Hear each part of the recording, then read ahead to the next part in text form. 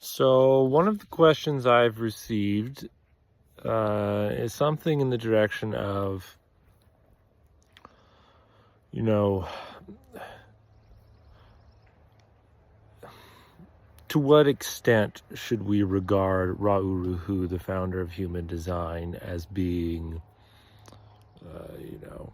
sort of infallible, or to what degree should we regard him as fallible? And to what degree should we regard other approaches that have evolved out of his approach, like the gene keys? To what extent should we regard these other approaches as effective or ineffective, speaking to reality in practical ways or not? So I have done one other gene keys video, but I'll try to come at it again a bit more concisely here. Well, first let's start with addressing Ra.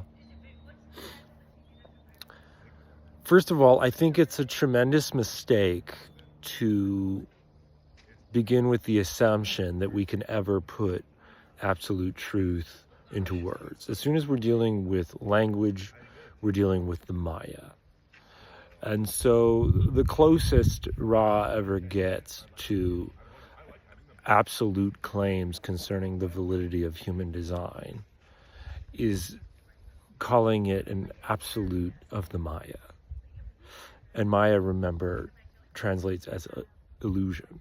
So it's an absolute of the illusion that we experience as real. And yes, that is a joke. And like most of his jokes, there's a lot of truth in it. Because this Maya we live in is patterned in certain ways that are recognizable for all of us to see, right? There is an objective quality to the Maya, even if there is also this subjective component as well, in the sense that we're all unique. We all have a unique filter through which we perceive the Maya, and yet there are nonetheless these objectively verifiable patterns, whether we're talking about psychology or material science. So another consideration is that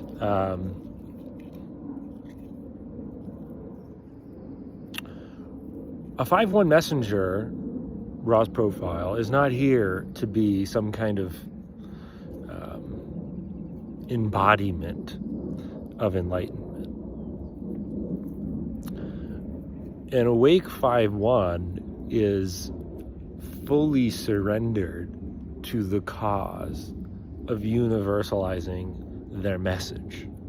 And so they should be evaluated on the basis of whether or not the message is practically empowering people in the ways that that messenger set out to, right? So I don't think it's fair to try to evaluate, say, Ra's personal life within this consideration, because the question that matters is, did he fulfill his unique purpose as a messenger?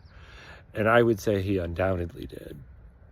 And the evidence of that is in the testimony of all the lives that have been transformed by his message and by human design mechanics as presented and communicated through him. But insofar as we're dealing with language, we're dealing with the necessity of interpretation, which brings in the possibility of misinterpretation, right? Which is a huge problem. We're all coming into this experiment with our own baggage, our own conditioning, our own preconceived biases and prejudices that we're putting onto all of this. And so, of course, misinterpretation is going to be the norm And that's why it is so important to find people that have done the work and have gone through the process and actually know what they're talking about. And how many people out there offering human design services are in that category? I mean, I don't want to say, because it's probably either going to sound depressing or arrogant.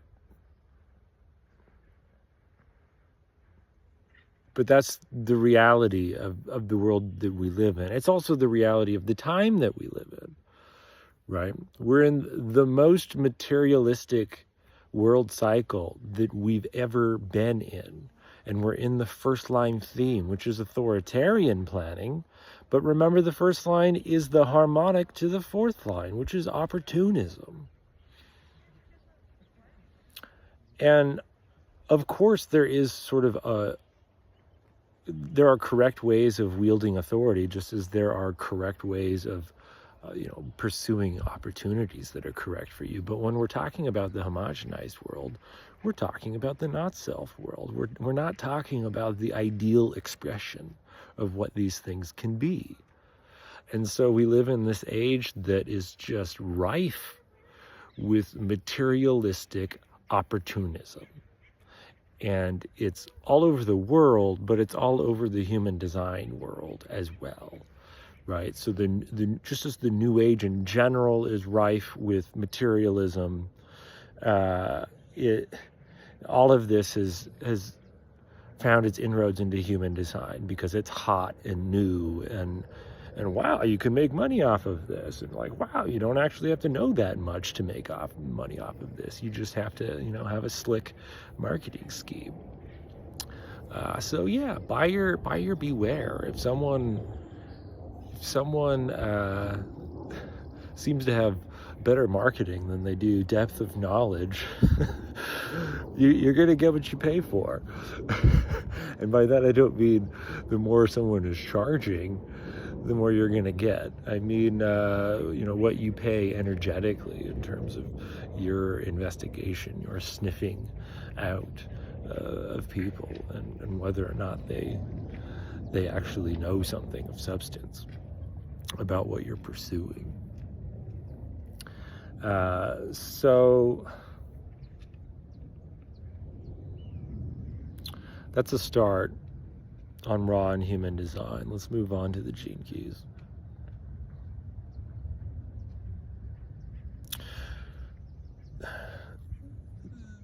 The gene keys, if you come to just reading the text of the gene keys as someone who already has spent a fair amount of time studying the hexagrams, as presented by Ra'u Ruhu, and what all these different gate thematics are and their different possible expressions, whether we're talking about the Ravi Ching or the Line Companion or any of these other sources.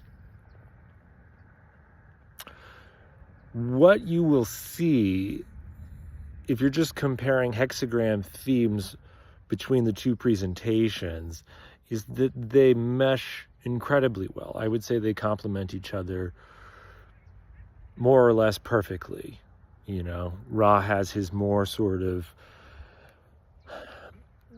direct and mundane kind of approach, but then of course the Ravi Chin can also be incredibly sort of poetic and riddle-like at times.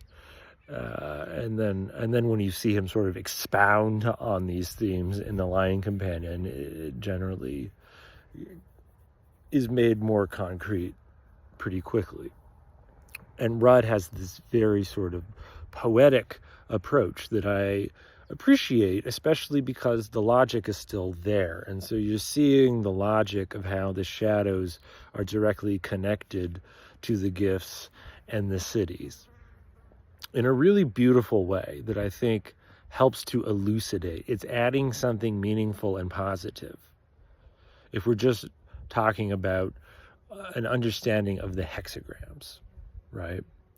Now, does everyone doing something new, coming out of some exposure to human design, making a meaningful contribution in this way? I would say no. I would say most of them aren't. Most of them are just distracting and distorting. And I think a lot of this comes down to how we're relating to different things. Like, I can certainly see how the gene keys can become just another distraction and distortion, mostly because he's not integrating it with strategy and authority. He's not grounding it into the human design experiment with our decision-making process. And I think that is, that's unfortunate, because I think really understanding from an embodied experimental level what strategy and authority means for you is more helpful in itself than anything you're going to get from the gene keys. Now, that doesn't mean the gene keys can't still be tremendously helpful. I have found them tremendously helpful. And it's really like a contemplative experience for me to go into that material, and I really appreciate it. And so I don't want to knock all of that. But strategy and authority properly understood is, it's about as helpful of information as anyone can ever receive in terms of their decision-making process. Now, what percentage of people investigating human design online through all of these random web pages or Facebook groups, or signing up for readings with random people that don't actually know what they're really talking about, which is unfortunately probably most of them at this point, because human design is hot and there's money to be made. So there's this, gold rush. That becomes more difficult to answer. I don't know. And, if you're not getting good information concerning what strategy and authority really looks like for you, then obviously it's not only of no use, but it's potentially damaging, right? Like if you have incorrect ideas in your head about what this is supposed to look like that are just sort of confusing and distorting your experience, then that's obviously not helpful at all. And maybe if that's what we're dealing with, sure, it's better to just go to the gene keys and ditch strategy and authority. And some of his criticisms, Rudd has a great video, kind of detailing his journey through human design and how it became the gene keys, or at least like the process of awakening he went through to get to the gene keys. And he brings some good critiques of human design, and especially the human design community, that should be heard and contemplated.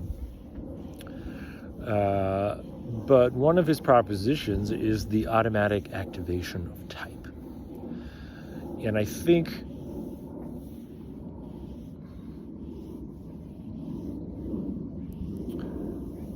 if you... I gotta stand up here.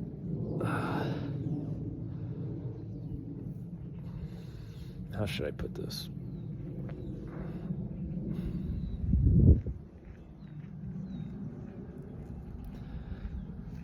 Obviously, not everyone, in fact, only a very small percentage of the population so far has had access to this information. And yet there are plenty of people out there who clearly are living their purpose, and often to a degree that is difficult or impossible to find within the human design community, right? Now, it would be a mistake to draw from that human design isn't helping people or is missing something, because it is new. And so the number of people that have seriously engaged with it is still incredibly small compared to the population of the world and some of these traditions that have been around much longer with much greater numbers. And I do believe real masters have come out of human design. That's certainly how I regard both the founder as well as my own teacher in human design, Randy Richman. But it's not like it's a common thing for people to really get to this level, if we're going to be honest with ourselves. And according to the information that Ra received, only about 1 in 1,000 really get to that level of self-mastery. So keep that in mind. It doesn't mean you can't learn something from someone who's not at that level, or I think we'd pretty much all be screwed. But it helps put things in perspective in terms of our level of expectation. And of course, there's just like this full spectrum of development leading up to that level of self-mastery, right? So if 4% are more interested in truth, mystically speaking, spiritually speaking, more interested in living their purpose than securing material comfort, securing, social stability.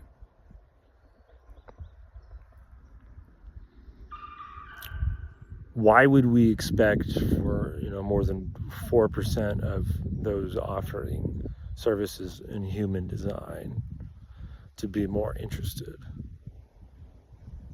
in getting at the truth of who you are rather than making a buck? That seems incredibly naive to me.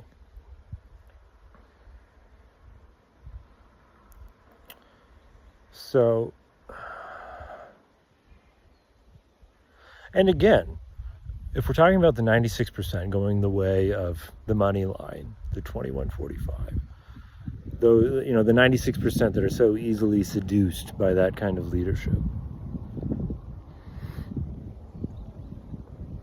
or that kind of direction, it's not like you can't still learn something from them. Right? Like you can be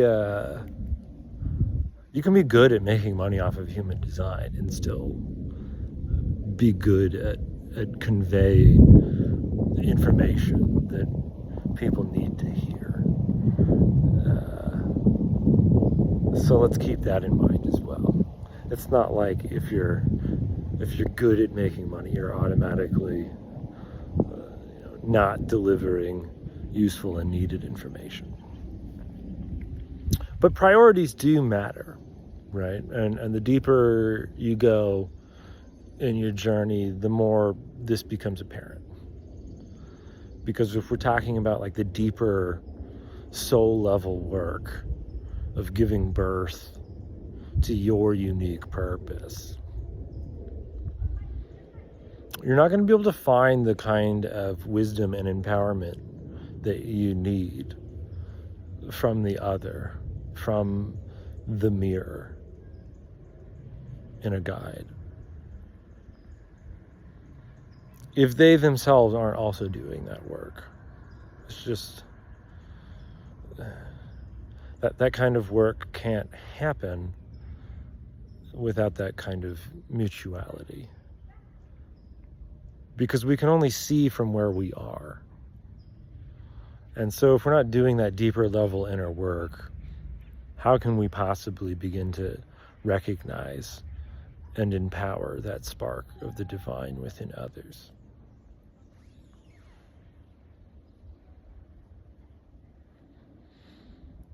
So I hope that helps. I think that's all that's really coming to mind